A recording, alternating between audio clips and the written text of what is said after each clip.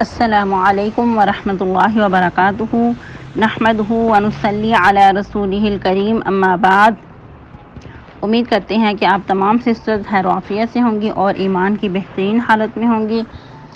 تو سب سے پہلے جو سسٹرز واپس آ چکی ہیں الحمدللہ لیسن سنانا سٹارٹ کر دیا ہے، اہلا و سہلا و مرحبا۔ بہت ہی زیادہ خوشی کی بات ہے کہ آپ لوگ دوبارہ سے واپس آئے۔ وہ کہتے ہیں نا کہ ہمارے جو پنجابی کا محاورہ ہے کہ جو بھولا ہوا گھر واپس آ جائے تو اس کو بھولا ہوا نہ کہو۔ اللہ رب العزت آپ سب کے وقت میں، آپ سب کے صحت میں، آپ سب کے مال اولاد میں برکت عطا فرمائے، رحمتیں برکتیں نازل کرے، آمین آمین۔ تو پیاری سسٹرز، ہم لوگ سورۃ البقرہ کی آیہ مبارکہ 57 تک پڑھ چکے تھے۔ آج کی آیہ مبارکہ 58 ہے۔ تو آئیے لیسن سٹارٹ کرتے ہیں۔ رب اشرح لی صدری ویسر لی امری واحلل عقدۃ من لسانی یفقہوا قولی اللہم بارک لنا فی اوقاتنا اللہم فقہنا فی الدین اللہم انی اسألک الہدی والتقی والعفاف والغنی اللہم الہمنی رشدی واعذنی من شر نفسی اعوذ باللہ من الشیطان الرجیم وَإِذْ قُلْنَا ادْخُلُوا هَٰذِهِ الْقَرْيَةَ فَكُلُوا مِنْهَا حَيْثُ شِئْتُمْ رَغَدًا وَادْخُلُوا الْبَابَ سُجَّدًا وَقُولُوا حِطَّةٌ نَغْفِرْ لَكُمْ خَطَايَاكُمْ وَسَنَزِيدُ الْمُحْسِنِينَ۔ وَإِذْ قُلْنَا ادْخُلُوا، اور جب کہا ہم نے داخل ہو جو هَٰذِهِ الْقَرْيَةَ اس بستی میں، فَكُلُوا کھاؤ، تو کھاؤ، منہا اس میں سے، حیث شئتم جہاں سے تم چاہو، راغدن بافراغت یا جی بھر کے یا جتنا تم چاہو، وادخلوا الباب اور داخل ہو جاؤ دروازوں میں، سجدن سجدہ کرتے ہوئے، وقولوا اور کہو، حطۃ بخشش مانگتے ہیں، نغفر لکم ہم بخش دیں گے، خطایاکم تمہارے لیے تمہاری خطائیں، وسنزید المحسنین اور عنقریب زیادہ دیں گے احسان کرنے والوں کو، یا عنقریب زیادہ دیں گے محسنین کو۔ جیسا کہ ہم پڑھ رہے ہیں کہ نبی صلی اللہ علیہ وسلم کی زبان مبارک سے اللہ رب العزت بنی اسرائیل کو ان کے احسانات یاد کروا رہے ہیں کہ جو کچھ ان کے بڑوں پہ احسانات کیے گئے وہ یاد دلا رہے ہیں۔ تو اس احسان میں سے ایک یہ بھی احسان ہے کہ جو انہوں نے تحریف کی، اتنے انعامات ملنے کے بعد بھی جب ان سے کہا گیا کہ تم عاجزی اختیار کرو تو انہوں نے اس میں تحریف کی، تو اللہ رب العزت نے ان کو کیا سزا دی اور نافرمانی کے طور پہ ان کو سخت سزا دی گئی۔ عموماً قاعدہ کلیہ کیا ہوا کرتا ہے کہ جب کسی بھی قوم پہ یا کسی بھی معاشرے پہ جب احسانات کیے جاتے ہیں، جب وہ احسان فراموش ہو جاتی ہے تو اس پہ پھر سزا بھی اتنی ہی سخت ہوتی ہے۔ تو ایسا ہی معاملہ ان کے ساتھ بھی کیا گیا، اگرچہ ان کی جو سزا ہے وہ نیکسٹ آیہ مبارکہ 59 میں ہے۔ آج کا جو لیسن ہے وہ یہی ہے کہ ان کو کیا کہا گیا اور انہوں نے کیسے نافرمانی کی۔ تو آئیے دیکھتے ہیں۔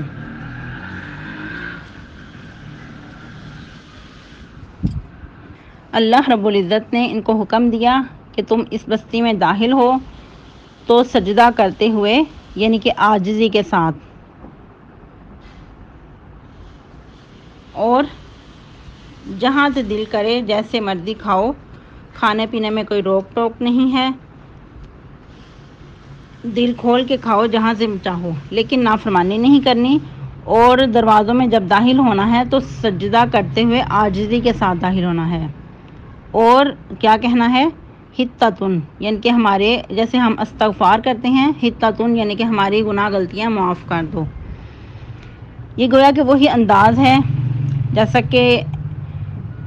بہت ہی معزز فاتحانہ فاتح ہمارے نبی مکرم صلی اللہ علیہ وسلم جب مکہ فتح کر کے تو جب مکہ میں داخل ہوئے تو بہت ہی زیادہ عاجزانہ انداز سے یہاں تک کہ جب داخل ہوئے تو اتنی عاجزی کے ساتھ کہ جو سر مبارک ہے وہ جھکا ہوا ہے، اونٹنی کی مہار اپنے ہاتھ میں تھامی ہوئی ہے، اور بہت ہی زیادہ عاجزی کے ساتھ، یہاں تک کہ جو آپ کا سر مبارک تھا وہ جھکا ہوا تھا، جو اونٹ کی کوہان تھی یا اونٹ کی جو گردن تھی وہاں تک آپ صلی اللہ علیہ وسلم کا سر جھکا ہوا تھا۔ اور جیسا کہ امام ابن کثیر رحمہ اللہ فرماتے ہیں کہ یہ حکم ویسا ہی ہے جیسے رسول اللہ صلی اللہ علیہ وسلم کو سورہ نصر میں فتح کے موقع پہ تسبیح اور استغفار کرنے کا حکم دیا گیا، جیسا کہ سورۃ النصر میں آتا ہے اذا جاء نصر اللہ والفتح ورأیت الناس يدخلون فی دین اللہ افواجا فسبح بحمد ربک واستغفر انہ کان توابا، کہ جب آپ دیکھیں کہ مکہ فتح ہو چکا ہے تو اس وقت آپ اللہ کی تسبیحات کریں، کثرت سے استغفار کریں اور اس سے اپنے گناہوں کی بخشش مانگیں۔ اب یہ حکم کس کو دیا جا رہا ہے؟ جو معصوم عن الخطا ہیں، نبی رحمت صلی اللہ علیہ وسلم کو۔ اور اس وقت آپ صلی اللہ علیہ وسلم مکہ میں داخل ہوئے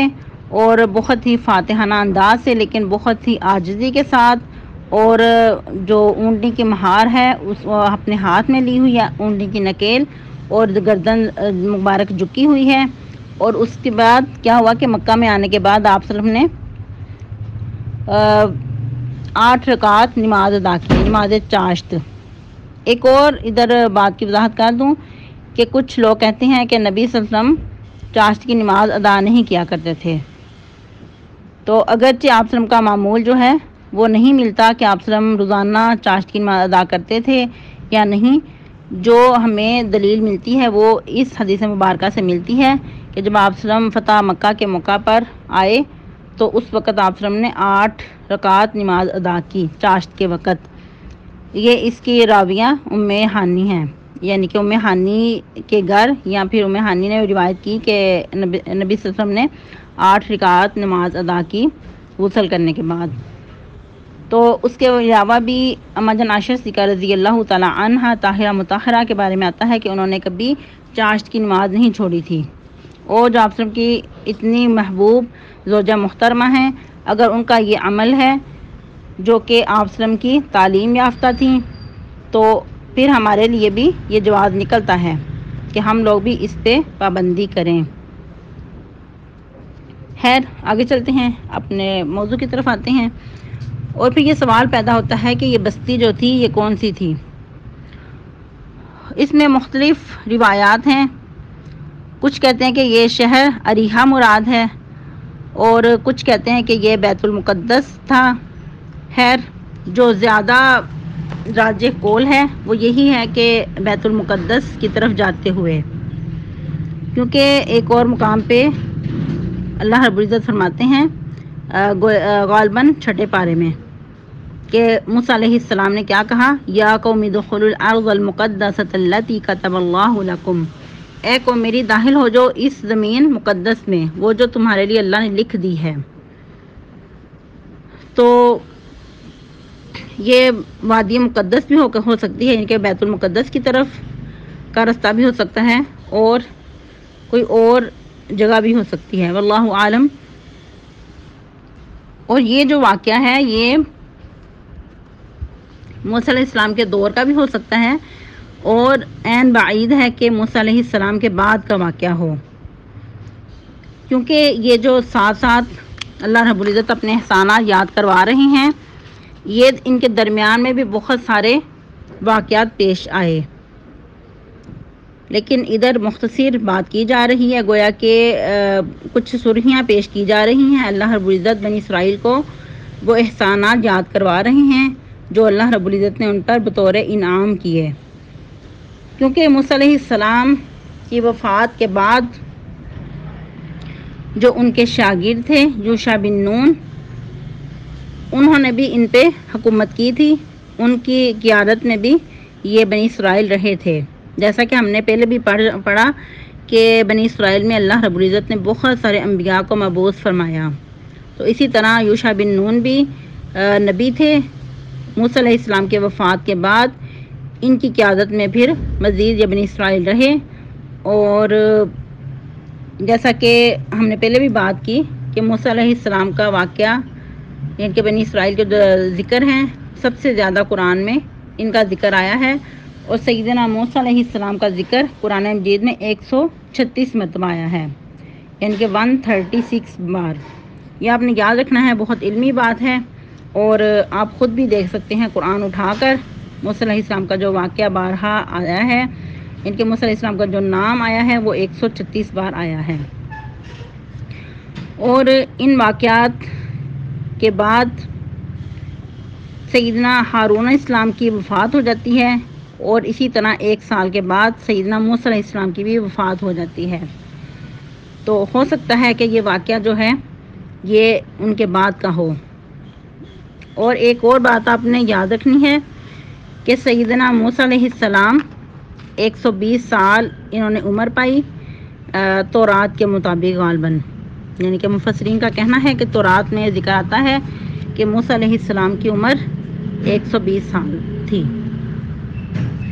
اور سیدنا ہارون علیہ السلام کی عمر 123 سال تھی، یعنی کہ سیدنا ہارون علیہ السلام کی عمر 123 سال تھی۔ اور یہ بھی یاد رہے کہ سیدنا ہارون علیہ السلام موسیٰ علیہ السلام سے بڑے تھے، لیکن اللہ رب العزت کی طرف سے بطور انعام موسیٰ علیہ السلام کو پہلے نبوت ملی، اور پھر ان کے بازو بنا دیا اللہ رب العزت نے ہارون علیہ السلام کو بھی، یعنی کہ ان کے بعد پھر ہارون علیہ السلام کو بھی ان کا وزیر بنا دیا جب انہوں نے دعا کی تھی، وہ انشاءاللہ آگے پڑھیں گے ہم۔ تو خیر، یہ اللہ رب العزت کی طرف سے انعام ہوتا ہے کہ اللہ رب العزت جس کو چاہیں چن لیں۔ تو ہم اپنے موضوع کی طرف آتے ہیں کہ ان لوگوں کو کیا کہا گیا کہ جب تم بستی میں داخل ہوگے تو تمہیں کھانے پینے سے کوئی روک ٹوک نہیں ہے، اور جیسا کہ آیا مبارکہ 57 میں ہم نے پڑھا کہ موسیٰ علیہ السلام نے کیا کہا کہ کھاؤ پکیزہ، یعنی کہ اللہ رب العزت کی طرف سے حکم ہوا کہ تم پکیزہ کھاؤ جو ہم نے تمہیں عطا کیا ہے۔ اس سے یہ بھی پتہ چلتا ہے کہ کھانے پینے سے اللہ رب العزت نے منع نہیں کیا، ایک لمٹ میں رہتے ہوئے انسان کھائے، اور جو انسان کھائے اس میں انسان کی یہ نیت ہو کہ جو میں یعنی کہ توانائی حاصل کروں گا اس میں اللہ رب العزت کی اچھی عبادت کر سکوں۔ اور ادھر بھی کیا فرمایا کہ تم جہاں سے چاہو جیسے چاہو کھاؤ پیو، لیکن جب دروازوں میں سے گزرو داخل ہو تو سجدہ کرتے ہوئے۔ اب یہ سجدہ کا کیا طریقہ ہے؟ اس سے مراد جھکاؤ بھی ہو سکتا ہے اور رکوع کی حالت میں بھی ہو سکتا ہے، کیونکہ اگر اس سے مراد سجدہ ہی لیا جائے جیسا کہ سجدہ کیا جاتا ہے تو پھر وہ تو ممکن نہیں ہے کہ انسان گزرتا جائے اور سجدے کی حالت میں ہو، کہ عاجزانہ انداز میں گزرنا ہے۔ لیکن ان لوگوں نے کیا کیا کہ ان کو کہا گیا کہ حتتن کہنا ہے، انہوں نے حتتن کی بجائے حنتتن کا بھی ذکر آتا ہے، اور ایک اور ذکر بھی آتا ہے صحیح حدیث کے مطابق کہ انہوں نے کیا کہا کہ حبتن فی الشعر، کہ ہمیں دانا چاہیے بالوں میں، جن کے بالیوں کے اندر دانا چاہیے۔ انہوں نے بجائے عاجزی اختیار کرنے کے انہوں نے تکبرانہ انداز اپنایا، دنیا کی زندگی کو ترجیح دی۔ حدیث مبارک سے ہی پتہ چلتا ہے کہ کچھ الفاظ کی چینجنگ ہے، جیسا بھی انہوں نے کہا تو انہوں نے الفاظ میں تبدیلی کی۔ ان کو تو کہا گیا کہ حتتن کہنا ہے، بخاری کی روایت کے مطابق انہوں نے کہا کہ حبتن فی الشعر، یا پھر حتتن کی بجائے انہوں نے کیا کہا مسلم کی روایت کے مطابق حنتتن فی الشعر، یعنی کہ گندم چاہیے اپنی بالی کے اندر۔ تو یہ انہوں نے الفاظ کی چینجنگ کی، انہوں نے تحریف کی، تو تحریف کے بدلے میں اللہ تعالیٰ نے ان کو ذلیل کر دیا، وہ انشاءاللہ آگے پڑھیں گے۔ اور پھر مزید کیا فرمایا، وَسَنَزِيدُ الْمُحْسِنِينَ، اور عنقریب ہم زیادہ دیں گے احسان کرنے والوں کو،